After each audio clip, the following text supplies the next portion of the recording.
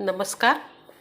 उन्हाळा खूप तापायला लागला आहे, तेव्हा थंडावा देणारं सातूचं पीठ, घरी सातूचं पीठ कसं करायचं ते आपण बघूया.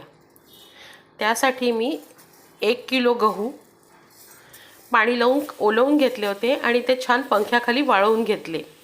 त्यानंतर 1 पाव चणा डाळ ही पण मी पाणी लावून ओली केली होती आणि त्यानंतर तिला छान पंख्याखाली वाळवून घेतलं आहे. सातूच्या पिठाला चव देणारे पदार्थ म्हणजे जिरं, सुंठ आणि जायफळ, हे पण आपण त्यामध्ये नंतर घालणार आहोत.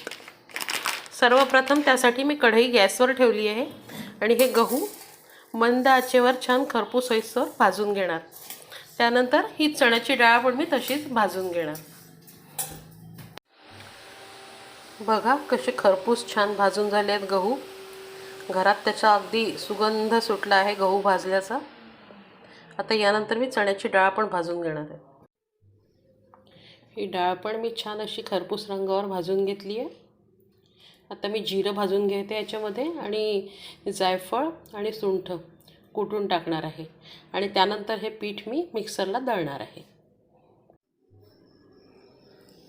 बघा मिक्सरमधून दळल्यानंतर हे असं छान सातूचं पीठ तयार झालं आहे घरगुती.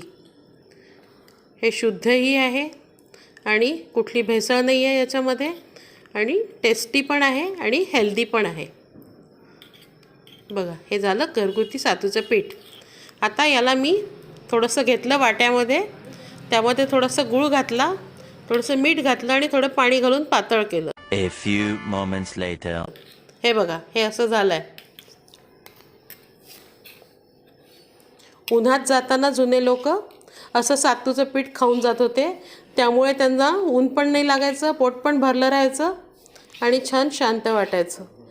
जुने लोक कुठेही कामाला जाताना सकाळी उन्हाळ्यात असं सातूचं पीठ खाऊन जात होते. तेव्हा मंडळी कसं वाटलं तुम्हाला हे सातूचं पीठ? नक्की कमेंट करून सांगा आणि माझ्या चॅनलला लाईक आणि सबस्क्राईब करा. थँक्यू.